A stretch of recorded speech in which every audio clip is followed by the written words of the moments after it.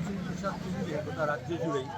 এবার যেহেতু বামফ্রন্ট, তার সঙ্গে আইএসএফ, তার সঙ্গে সিপিএম লিবারেশন এবং আরও অনেক সামাজিক সংগঠন, তারপর হচ্ছে যারা পাহাড়ের মানুষের অধিকার নিয়ে কথা বলে, যারা পরিবেশ নিয়ে কাজ করে, যারা আদিবাসীদের নিয়ে কাজ করে, যারা মানবাধিকার নিয়ে কাজ করে, যারা মহিলাদের সমানাধিকার নিয়ে লড়াই করে, তাদের সবাইকে আমরা একসঙ্গে পেয়েছি।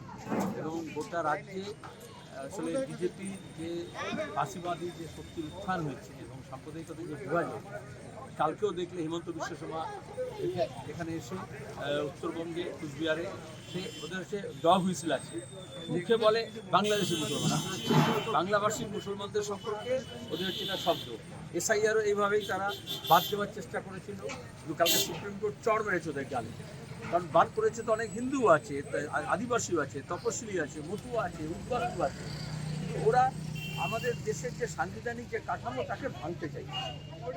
এবং আমরা যে সব মানুষ একটা হয়েছি, নানা ভাষা, নানা মত, নানা পরিধান, এটা তো একটা বাঁধন আছে। এই বাঁধনটা হচ্ছে আমাদের গণতান্ত্রিক ধর্মনিরপেক্ষ রাজনীতি।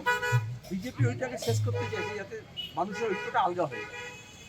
দ্বিতীয়ত হচ্ছে এইবারে প্রথম আমরা অনেক পরিকল্পনা করে নেমেছি এবং যারা মন্দির মসজিদের নাম করে ভাগাভাগি রাজনীতি করছিল তার বদলে রীতির প্রশ্ন, শ্রমিকের মজুরির প্রশ্ন, চা বাগানের শ্রমিকদের ন্যূনতম বেতনের প্রশ্ন, বন্ধ চা বাগান খোলার প্রশ্ন, 100 দিনের কাজকে 200 দিন করা এবং ন্যূনতম মজুরিটাকে বাড়ানো 600 টাকা করা। তারপরে সুপ্রিম কোর্ট যা বলেছে ন্যূনতম 22,000 টাকা। কন্ট্রাকচুয়াল যে ওয়ার্কাররা আছে যারা বিভিন্ন সরকারি কেন্দ্র এবং রাজ্য সরকারের স্কিল ওয়ার্কার্স এবং কন্ট্রাকচুয়াল, তাদের কোনো নিরাপত্তা নেই।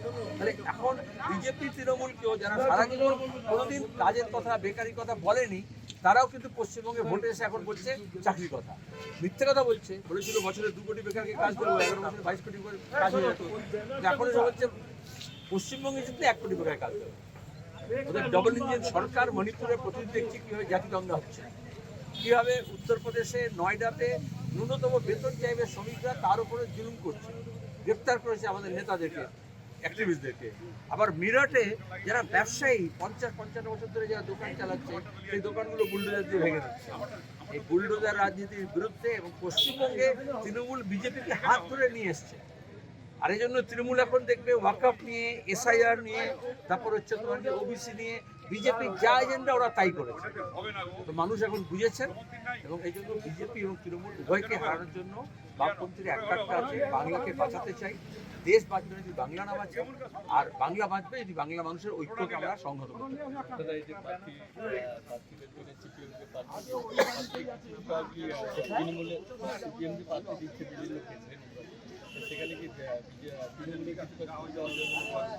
সিপিআইএম বা সিপিআইএম এর লিবারেশন বা বামপন্থীরা কি বিজেপি আর তৃণমূলের সুবিধার জন্য রাজনীতি করছে?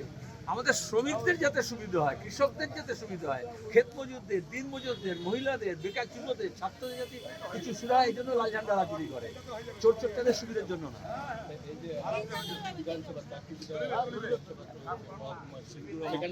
বিধানসভায় আমরা বামপন্থীরা 4টে বিধানসভায় লড়ছি, 3টেতে সিপিআইএম, 1টিতে সিপিএম এর লিবারেশন।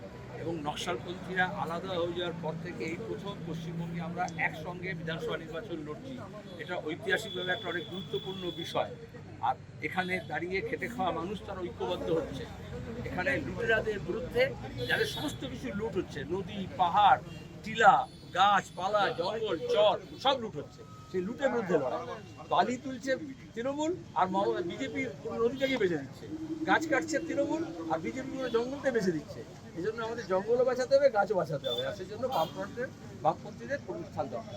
এই ভিডিওটিকে লাইক করুন, আপনার গুরুত্বপূর্ণ মতামত কমেন্টের মাধ্যমে আমাদের জানান এবং আমাদের চ্যানেলের ভিডিও সবার আগে দেখার জন্য ইউটিউবে গণশক্তিকে সাবস্ক্রাইব করুন, ফেসবুকে ফলো করুন এবং শেয়ার করুন আপনার পরিচিতদের মধ্যে। আমাদের চ্যানেলে আপলোড হওয়া ভিডিও নোটিফিকেশন পেতে বেল আইকনটি ক্লিক করতে ভুলবেন না।